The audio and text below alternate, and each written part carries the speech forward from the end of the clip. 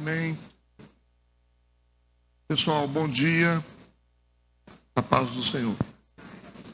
Vamos retomar o nosso estudo do Apocalipse. Vamos lá, nosso estudo do Apocalipse. Hoje nós estamos no penúltimo capítulo. Na semana que vem, nós encerramos o estudo do livro do Apocalipse. Vamos orar para a gente começar. Deus, nós queremos te agradecer por estarmos aqui. Teu Espírito Santo continue a nos conduzir em triunfo, ilumina, nos mostra o caminho através da tua palavra. Nós queremos consagrar esse tempo ao Senhor, em nome de Jesus, amém e amém. Apocalipse, capítulo 21, vamos fazer a leitura de alguns versículos. Vamos lá.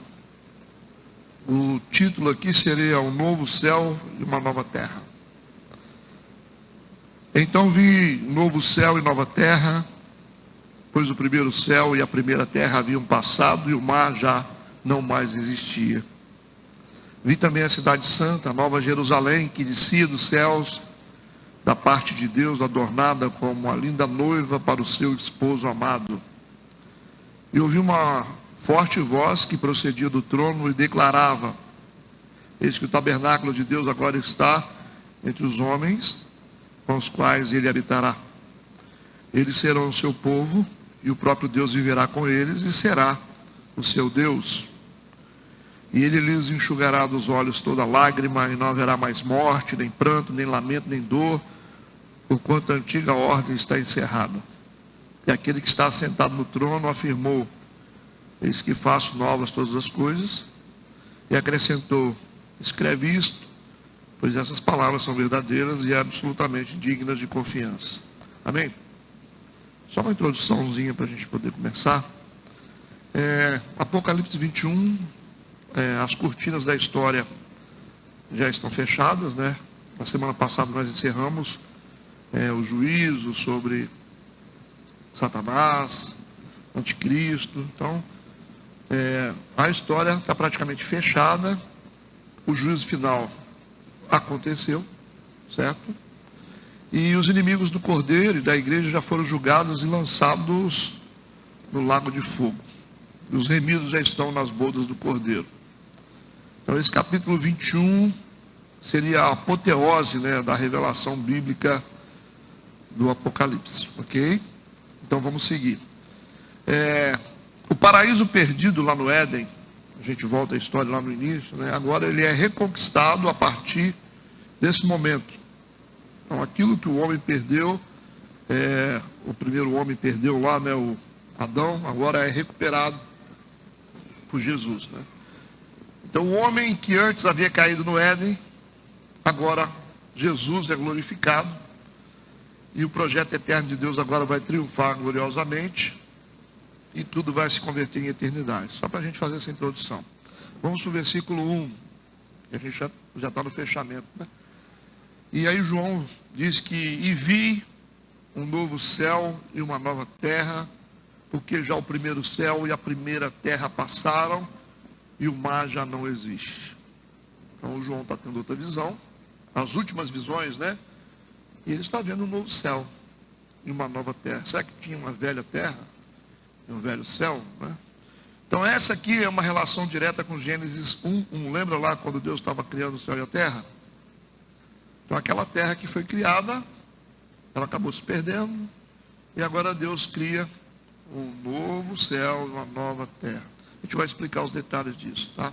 Então só para a gente entender que existe um paralelo entre Gênesis 1, versículo 1, onde o primeiro céu e a primeira terra foram criadas. Lembram disso? Gênesis 1, versículo 1, você começa a sequência ali de Gênesis 1, você vai ver a criação do céu, terra, só que agora a gente tem como se fosse uma recriação, né? Uma restauração do céu e terra, por isso que é novo céu e uma nova terra. E a gente percebe através desses textos que a redenção, ela alcançou, não foi só a igreja, só o povo, mas também o universo. Por isso que está falando sobre novo céu e nova terra. Então não foi só o homem que se renovou através do arrebatamento, mas também a própria natureza, a terra, né? O efeito da queda, ele acabou trazendo prejuízos, além do homem, também para a terra, para a humanidade e para a natureza, né? O cosmos foi atingido por isso, certo? Vamos ler Romanos para a gente entender isso. Romanos 8, 22 e 23. Só para fortalecer isso que eu falei. Como que o cosmos, a terra, a natureza foi também afetada. Diz assim em Romanos 8, 22 e 23. Porque sabemos que toda a criação geme. Então, criação não é só homem. Tudo que tem na terra foi criado, né? Toda a criação geme e está juntamente com dores de parto até agora. E não só ela, né, mas nós mesmos que temos as primícias do Espírito também gememos em nós mesmos, esperando a adoção, a saber, a redenção do nosso corpo. O que Paulo está dizendo aqui nessa carta é que não só os homens gemem por causa do pecado, por causa dessa consequência que aconteceu, mas também a própria natureza está gemendo. E a própria natureza, ela está esperando a redenção. O mundo está esperando essa redenção. Então a redenção será com o homem, que ele terá que ser transformado para entrar no céu, ok? Nós não seremos transformados. Nós teremos um novo corpo no arrebatamento. Da mesma forma, a terra também será restaurada. Então, eu sei que vocês têm algumas perguntas sobre isso. Vocês vão perguntar assim, vai ser lá em cima, vai ser aqui embaixo, isso aqui que vai mudar, né? Sei. Então a gente vai falando. Então, assim como o homem será restaurado para o novo corpo que já existe, a terra também será restaurada a partir dessa mesma terra que já existe, ok? Haverá uma transformação nos homens e haverá uma transformação na terra, porque essa terra é uma terra caída. E a gente vai desenvolvendo esse entendimento a partir do estudo. Então, a palavra novo céu, que está empregada aqui no versículo 1, ela não tem a ver com a palavra grega neos, né, que significa um novo que surge a partir do nada. Assim, esse aqui acabou, vamos criar um novo. Não é isso que quer dizer. Então, essa palavra grega aqui, que está sendo usada, é kainos, não é kairos não, é kainos. Então a gente tem que saber a diferença desse novo céu e nova terra a partir do entendimento do original. Então a palavra que está sendo empregada aqui no grego não é neos. Neos significa você ter uma coisa que acabou, né, que não existe mais, e você vai criar algo novo. Certo? Mas não é isso que vai acontecer. O que vai acontecer vai ser uma restauração. Entende? Então, igual a gente, nós seremos transformados ou renovados. Ok? Então, a partir do que já existe, algo novo será feito. Nós seremos transformados. Não abrir e piscar de olhos. Precisamos de um novo corpo para poder entrar no céu. É um corpo espiritual, né? Certo? Da mesma forma, a terra também passará por um processo de renovação. Vocês conseguem entender a diferença entre criar do novo ou reformar uma coisa? Uma coisa é você fazer uma casa nova, outra coisa é você reformar a casa. Então vai ser reformado, não vai ser construído algo novo. Então essas palavras aqui que ajudam a gente a entender o que está sendo dito. Por isso que João disse, e vi novo céu, novo, kainos, natureza nova, renovação nova. Entendido? Sigamos. Por isso que novo céu e nova terra, quando a gente fala novo céu e nova terra, não vai ter mais separação. Porque hoje existe uma separação do céu e da terra. Só que nessa nova transformação que vai haver, não vai haver mais separação. Nós vamos explicar detalhes disso. Então, novo céu e nova terra, isso significa que não haverá mais separação entre céu e terra, e ambos serão habitação de Cristo com os salvos. Céu e terra estarão juntos, na mesma dimensão. Vamos começar entendendo, vamos dar um pulinho para o versículo 3, para a gente poder entender o contexto disso. Versículo 3, vamos dar um pulinho lá na frente. A gente volta no 2. Por que eu estou dizendo que céu e terra não serão separados mais? Vai ter uma união dessas duas coisas.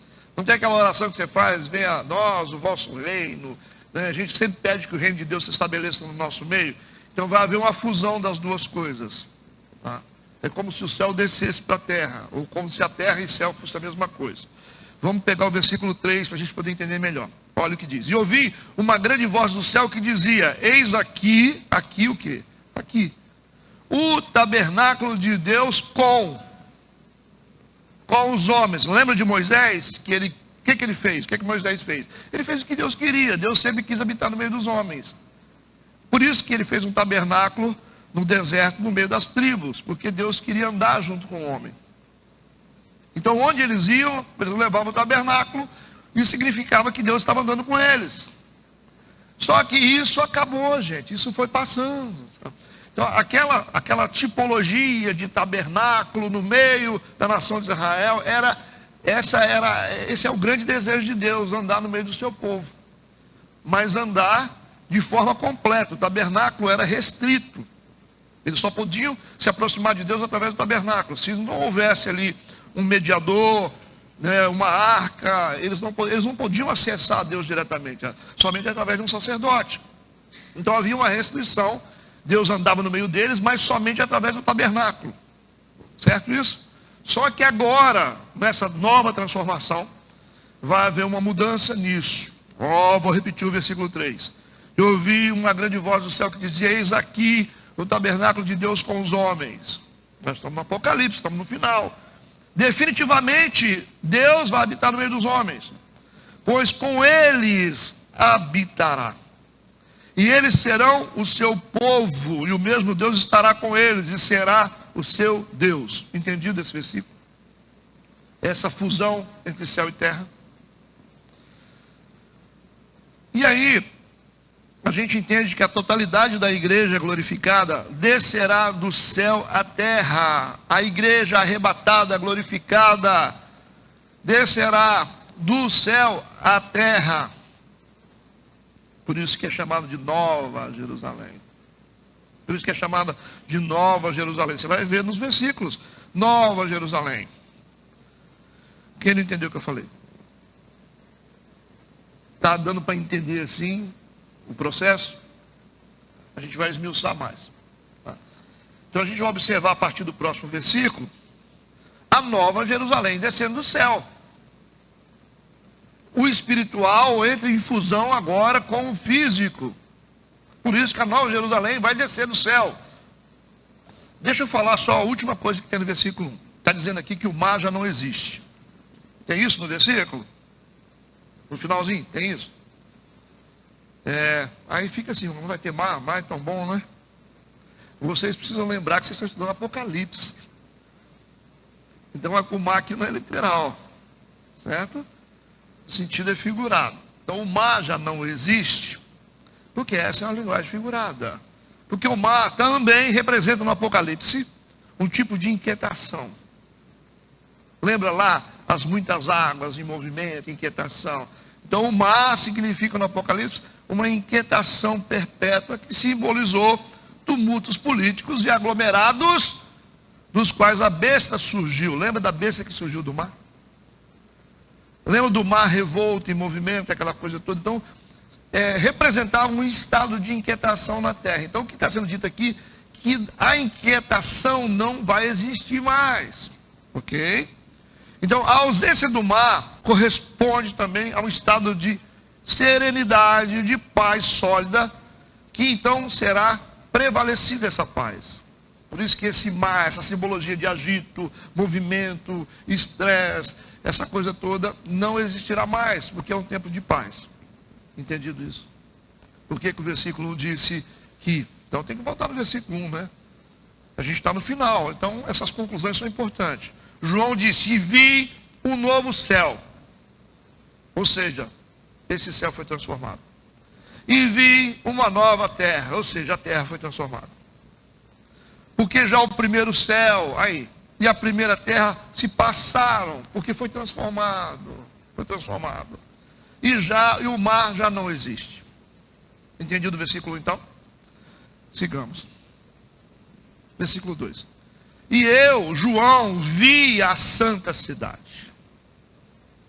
Eu vi a Nova Jerusalém, que de Deus descia do céu, adereçada como uma esposa ataviada para o seu marido. Então essa cidade celestial é a tipologia da igreja. Ok? É a tipologia da igreja. Que vai descer do céu para estar na terra reinando com Cristo. Entende o que eu estou falando? Por isso que a Nova Jerusalém é a tipologia, porque está escrito aqui o seguinte: o João disse, eu vi a cidade santa. Mas, gente, não era a Nova Jerusalém, vocês vão ver que vai virar agora a Santa Jerusalém. Presta atenção. Eu, João, vi a santa cidade. A santa é um estado, gente, que você passa a ter. É a santa cidade, ou seja, a igreja arrebatada, ela passou por um processo para poder estar no céu. A gente está numa condição aqui, a gente vai ter que ter outra condição para estar no céu. E ele disse, eu vi a santa cidade, a nova Jerusalém, que de Deus descia do céu, porque estava com Deus. Só que ela desceu do céu, e ela está adereçada, adornada, vestida como uma esposa. Essa palavra faz vocês lembrar alguma coisa? Essa esposa não estava se preparando o tempo todo. Paulo não disse, eu estou preparando você como uma virgem, como uma esposa, para se encontrar com o noivo. Então ele está vendo a mesma imagem dessa igreja glorificada, ainda vestida de noiva, ataviada para o seu marido. Certo? Entenderam por que essa é a analogia da igreja?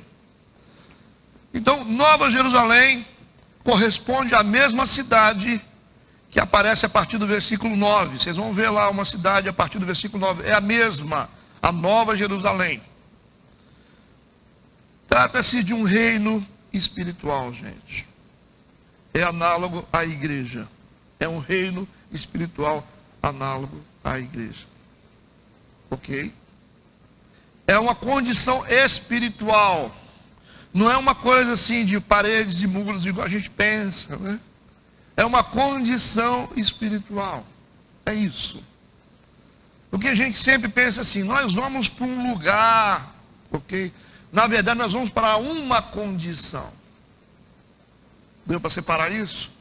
A igreja sempre estuda, nós vamos para um lugar preparado, mas essa é uma condição espiritual. E vocês vão perceber que o reino, para onde essa condição espiritual vai estar, é um reino mineral. Nós estaremos numa nova condição espiritual, por isso que é chamado de Nova Jerusalém. Essa Jerusalém nova, ela vai descer para a terra, porque a terra já não é mais igual, vai ser uma nova terra, vai ser uma terra restaurada, ok? E por isso que essa Nova Jerusalém, que é a igreja, ela vai pisar num reino mineral, de pedras preciosas. Vamos entendendo devagar isso aí. Então vocês precisam entender, nós vamos sair daqui, nós vamos lá para a cidade celestial. Nós vamos para uma condição espiritual nova. Só que a terra será restaurada. Ok? Lembra do Éden lá atrás? É isso que Deus quer fazer, quer transformar isso aqui no Éden novamente. Lembra que Satanás, quando era Lúcifer, ele andava no reino mineral? Um reino de pedras, que ele andava, entende? E a gente fica assim, inferno, céu, Nova Jerusalém, tem um monte de lugarzinho para a gente ir. Calma. Vamos entender, tá certo? Então essa terra será restaurada. A Nova Jerusalém é uma condição espiritual da igreja. Por isso que o texto diz que a Nova Jerusalém é uma igreja. Vocês vão entender durante os textos aqui. Vocês vão ver a partir do versículo 9 que vai explicar que é a igreja. Então a gente precisa compreender que antes da criação do mundo, havia um reino sólido, gente. Antes da criação do mundo, havia um reino sólido, e como eu disse, mineral, criado por Deus, que é a figura, né, da Nova Jerusalém. Onde? Lúcifer. Lúcifer é um nome bom, tá? Não tem sentido pejorativo, não. Tem a ver com luz, luxfer, latim, tá? Ele habitava com Deus nesse lugar, e esse lugar será recriado para a habitação da igreja salva. Vamos colocar texto, né? Senão daqui a pouco vocês vão ficar doidos, né? Então vamos começar por Ezequiel capítulo 28. Vamos começar por Ezequiel 28, versículo 13 e 14. Porque a gente sabe muita coisa de teoria, mas vamos entender o sentido lógico. Ezequiel 28, versículo 13 e 14. Deus disse o seguinte, através do profeta: estivestes no Éden. Quem estava lá? Lúcifer. Estivestes no Éden. Percebe que é o mesmo lugar? Existe um lugar onde Lúcifer estava, existe um lugar onde Adão e Eva estavam. Esse lugar só vai mudando de configuração, mas é o mesmo lugar. E onde é que está Lúcifer? Está lá atrás. Vamos imaginar Lúcifer andando nesse lugar, nesse reino sólido, lá atrás no início. Depois a gente vê Adão e Eva andando nesse lugar. E agora a gente vai ver a igreja andando nesse lugar. É o mesmo lugar passando por renovação. Entende ou não? Vamos seguindo. Ezequiel 28, 13 e 14. Estiveste no Éden, jardim de Deus, e de toda a pedra preciosa era a tua cobertura: sardônia, topázio, diamante, turquesa, ônix, jaspe, safira, carbúnculo, esmeralda e ouro. Em ti se faziam os seus tambores, e os teus pífaros no dia em que foste criado foram preparados. Versículo 14. Tu eras o querubim ungido para cobrir, e te estabeleci no monte santo de Deus. Estavas no meio das pedras afogueadas, andavas. Entendeu isso? Então essa especificação detalhada de pedras preciosas está dizendo que é um reino sólido, onde ele andava. Vamos entender. Agora vamos analisar Apocalipse capítulo 12, versículos de 7 a 9. Vamos ver a sequência. Apocalipse 12, versículos de 7 a 9. Ele estava andando no reino mineral ali, né? Um lugar bonito, como um paraíso, era um anjo de luz. Aí vamos lá. E houve batalha no céu. Ok? Miguel e os seus anjos batalhavam contra o dragão. E batalhavam o dragão e os seus anjos. Mas não prevaleceram, nem mais o seu lugar se achou nos céus. E foi precipitado o grande dragão, a antiga serpente chamada Diabo, Satanás, que engana todo mundo, e foi precipitado na terra, e seus anjos foram lançados com ele. Ele sai desse lugar. Viu isso? Ele sai dessa condição. E ele vai para outra condição. O processo vocês conhecem. Estava num lugar bom, se rebelou contra Deus, foi expulso desse lugar. Ponto. Não tenta acelerar o entendimento, não. Vamos por partes. Agora vamos analisar Gênesis capítulo 1, versículo 1 primeiro. Vamos lá. Vamos analisar por partes. Gênesis 1, 1. O texto diz o seguinte: no princípio criou Deus os céus e a terra. Qual princípio foi esse? Em que tempo foi isso? A gente não sabe, está longe. No princípio, a gente sabe que está bem longe, bem longe. Quando Deus criou as coisas, criou Deus os céus e a terra. Agora vamos entender como é que foi essa criação do céu e da terra. Vamos para Isaías 45, versículo 18. Isaías 45, 18, por favor. Porque assim diz o Senhor que tem criado os céus, o Deus que formou a terra. Ele vai explicar. E a fez, ele a confirmou, não a criou vazia. Ué, gente, mas Gênesis não fala que a terra era sem forma e vazia? No versículo 2 não fala que a terra era sem forma e vazia? Então, o primeiro ato de criação de Deus foi perfeito. Perfeito. Porque Isaías está dizendo o seguinte: Deus fez a terra, Deus a formou, a confirmou, Ele não criou ela vazia. Não criou ela vazia. Mas a formou para que fosse habitada. Eu sou o Senhor e não há outro. E a gente volta naquela mesma explicação que a gente deu quando nós estudamos Gênesis, capítulo 1, versículo 1 e 2. Então, o versículo 1 de Gênesis 1 está num tempo da história. O versículo 2 está em outro tempo bem distante. Ok? Porque no versículo 1, Deus fez a terra perfeita, no versículo 2, a terra está imperfeita. Isso significa que entre o versículo 1 e o versículo 2 aconteceu alguma coisa que a gente não sabe. Tudo bem? Isso ficou entendido? Que existe uma distância gigante de anos entre o versículo 1 e o versículo 2 de Gênesis 1? Está certo. Porque o versículo 2 diz: a terra era sem forma e vazia. Então essa terra passou por um processo. Essa terra passou por um caos. Essa terra perfeita, criada por Deus, aconteceu alguma coisa com ela, gente. Biblicamente falando, quantos anos tem a terra? Biblicamente falando. Que o povo faz conta a partir de Gênesis 1, versículo 1. Então tem 6.000 anos a terra. 6.000 anos a terra tem, biblicamente falando. Por exemplo, vamos ver o calendário da criação, dessa evolução. Por exemplo, criação de Adão e Eva. Quando é que acontece? No ano 4026. 4026 é o ano da criação de Adão e Eva, que eles estão surgindo ali. 4.000 anos. Então, ano da criação 4.000. Nós estamos em 2023. Vai dar 6.000 e pouco. Teoricamente é 6.000 anos. A Terra tem. Biblicamente falando, a Terra tem quantos anos? Biblicamente falando. De acordo com os registros da Terra. Tem 6.000 anos. É pouco tempo, né? Calma lá. Então, o início do dilúvio começa no ano 2370. Nós estamos falando antes de Cristo, por isso que vai diminuindo. A era de Abraão em 1812 a 1637. O êxodo do Egito, ele saindo do Egito, 1447 a.C., até chegar no ano zero do nascimento de Cristo. Então a Terra tem em torno de 6.000 anos de idade, segundo a Bíblia. Okay? Segundo os eventos bíblicos. Porque a gente não sabe o que aconteceu entre o versículo 1 e o versículo 2 de Gênesis 1.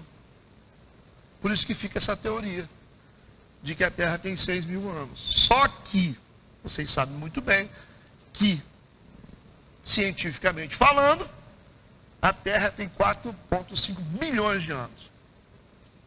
Ok? 4,5 bilhões, olha a diferença, de 6.000 para bilhões. Porque a gente fica focado no estudo ali, a Bíblia não está revelando tudo o que aconteceu com a Terra, gente.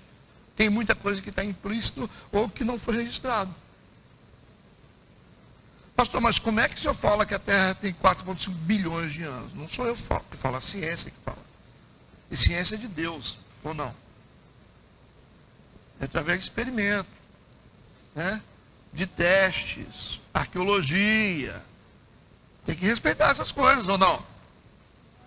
Tem muita coisa que você não viu, ou que o homem atual não viu, que não sabe que aconteceu. E é claro para a gente entender. Ah, você chega lá, você pega lá a época das pirâmides, lá, os caras estão ali, 3.000 anos, 2.000 anos atrás, poxa, 4.000 anos atrás. Mas antes disso, quem fez esse negócio todo? Tem muita coisa que aconteceu, a gente não sabe. Dá para entender ou a gente vai ficar com a viseira assim? Deu para entender o que eu estou falando ou não? Ou vocês vão dizer assim, ah, mas você está falando isso aí. Vamos abrir a mente. Tem muita coisa que não foi revelada para a gente.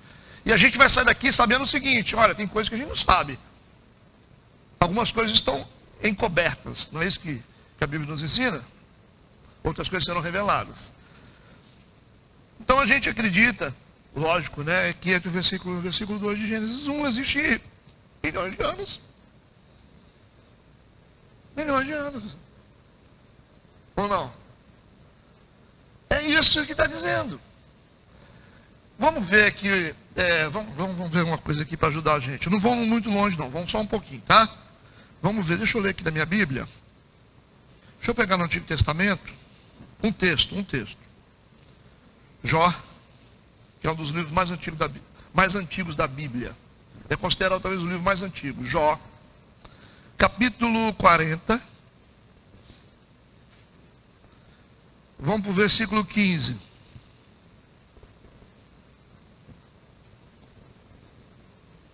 Aparecer lá.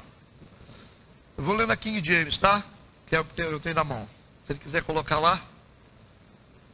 Olha o que o texto diz. Atenta, pois, para o Behemoth. Lá deve ter escrito Behemoth também. Já ouviu falar desse nome? Já ouviu falar desse nome? Behemoth ou Behemoth? Nunca ouviram? Eu também não, só vi na Bíblia. Só tem na Bíblia aqui, né?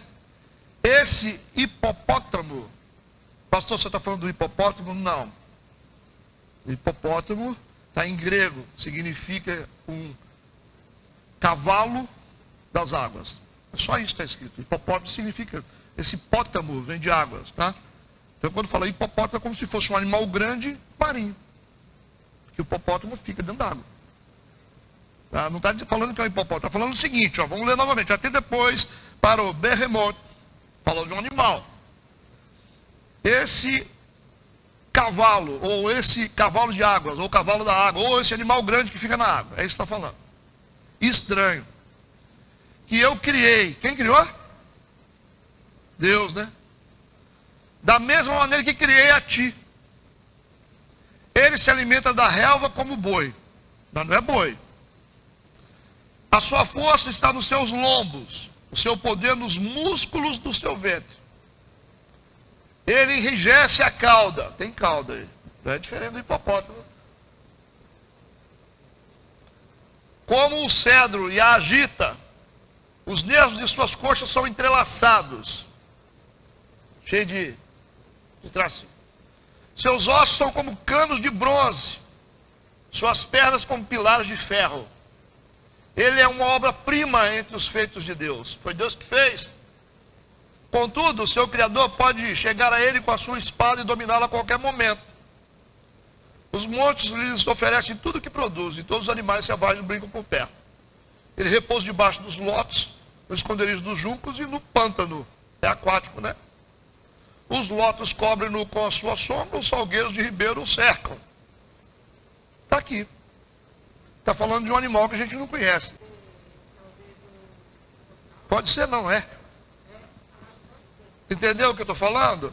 O problema é que cristão que não gosta de estudar coisa secular, né, porque você não tem como estudar a Bíblia sem estudar coisa secular.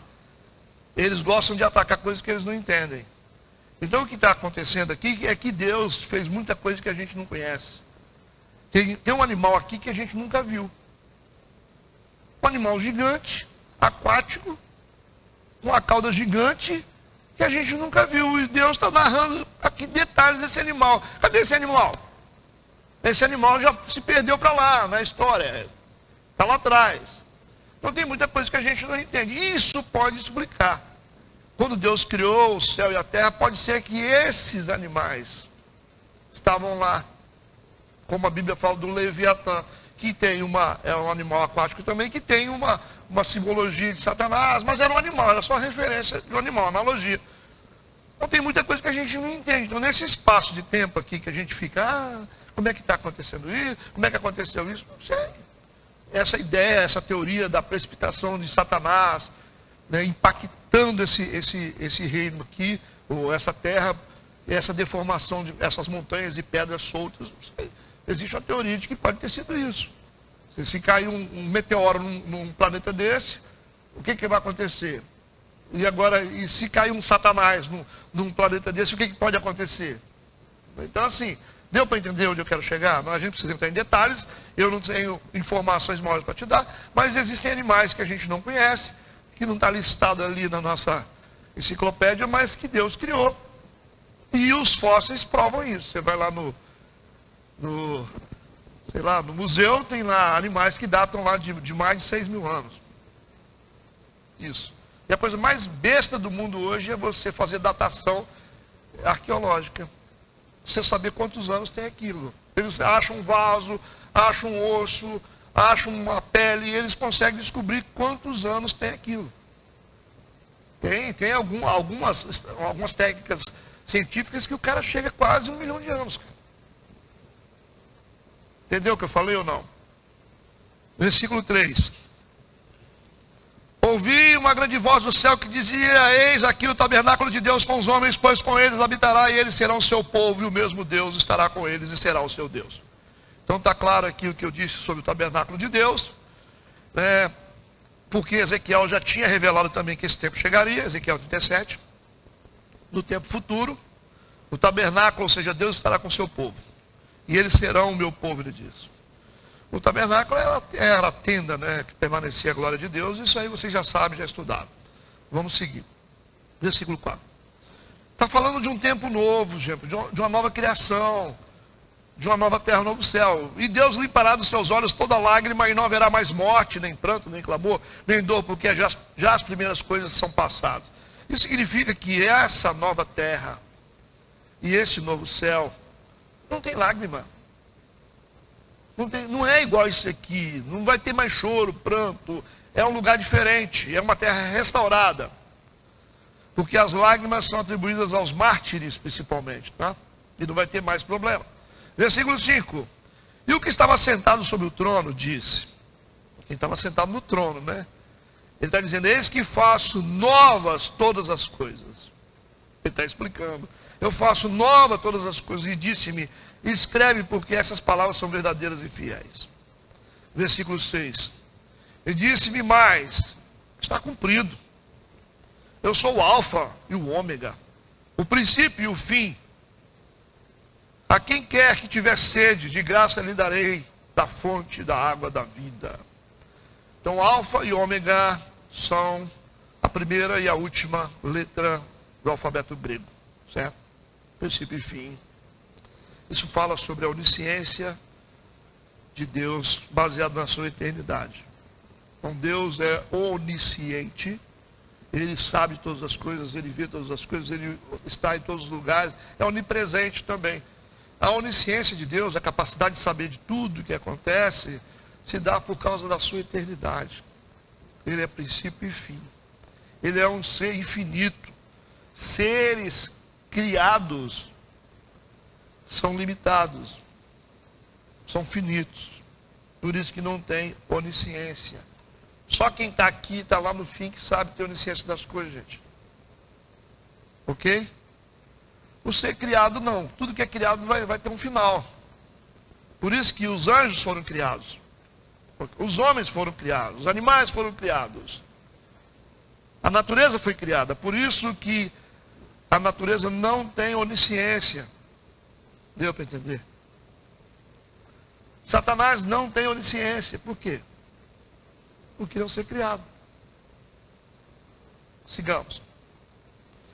Versículo 7, ele continua dizendo, quem vencer, herdará todas as coisas.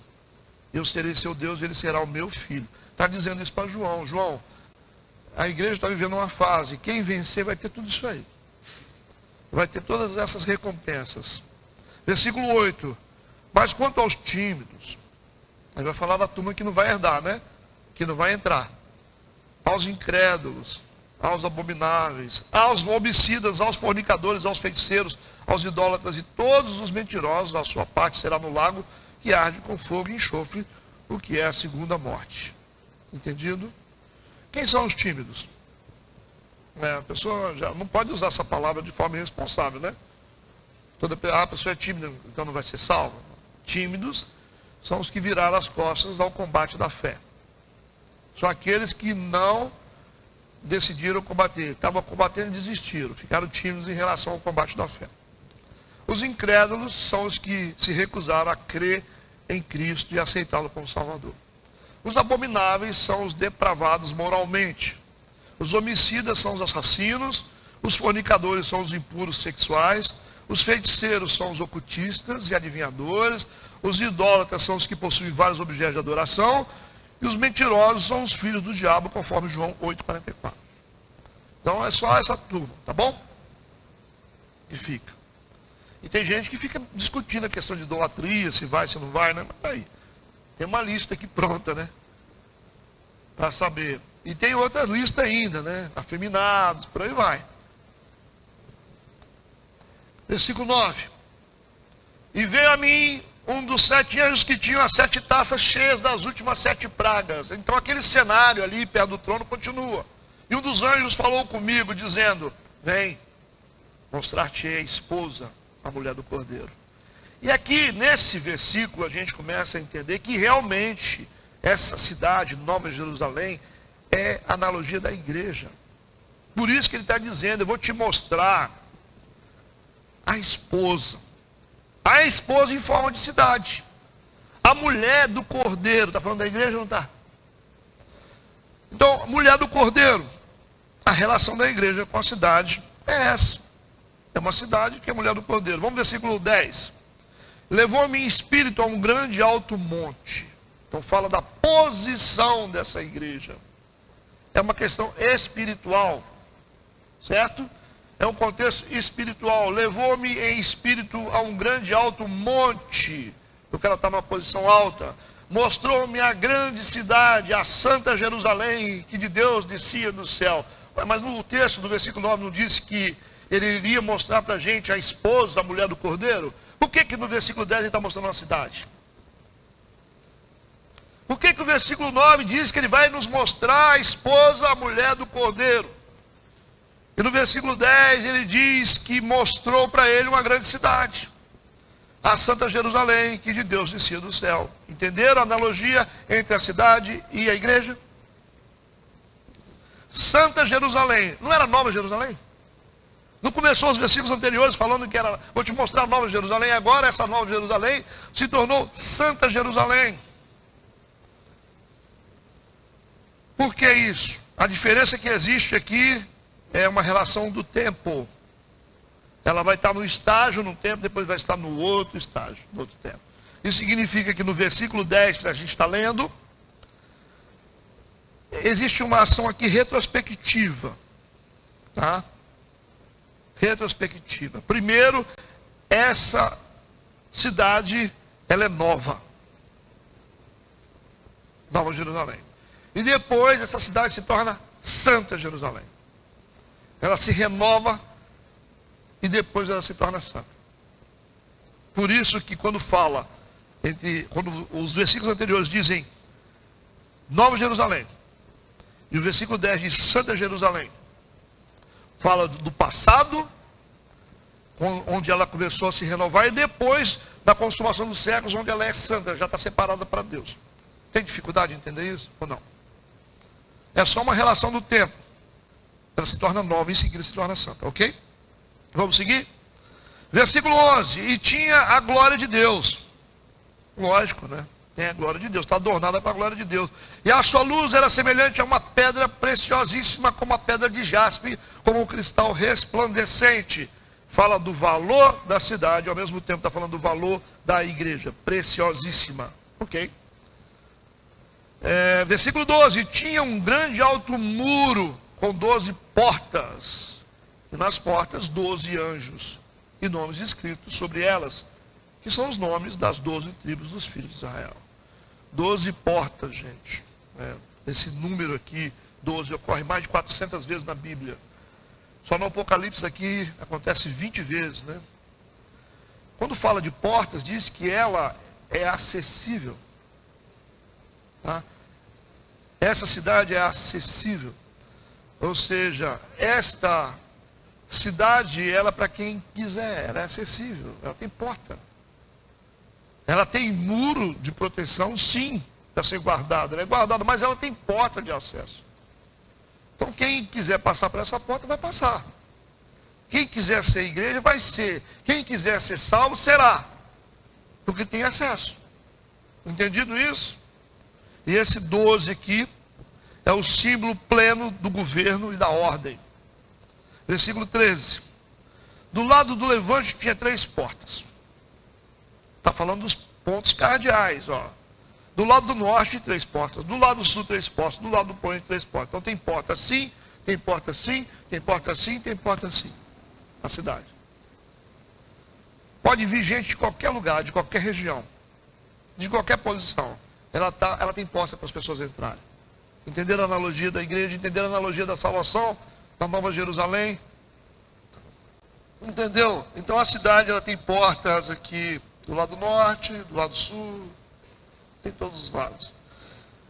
Na antiga cidade de Jerusalém, terrestre também, tinha 12 portas. Por isso que a Nova Jerusalém é uma cópia da cidade de Jerusalém, é uma analogia da igreja ao mesmo tempo. Versículo 14, diz que o muro da cidade tinha 12 fundamentos. e neles os nomes dos 12 apóstolos do Cordeiro. Como sendo uma analogia da igreja, diz que ela é fundamentada, ela tem fundamento. E essa fundamentação é o nome dos apóstolos, e a igreja é fundamentada na doutrina dos apóstolos, Efésios 2:20.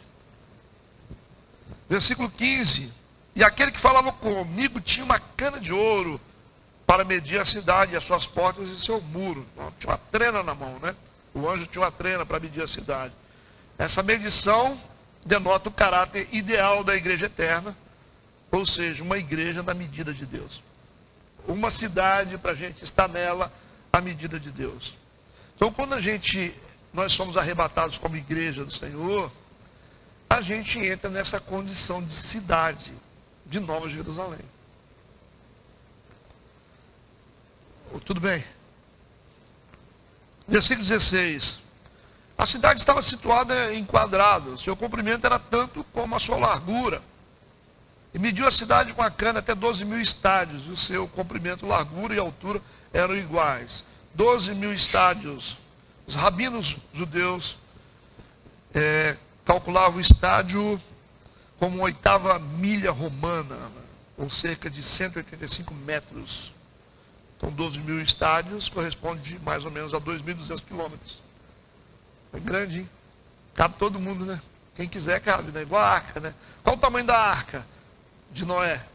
Era o tamanho suficiente para quem quisesse salvar. O pessoal pergunta, mas se tivesse mais gente, Deus faria ela maior.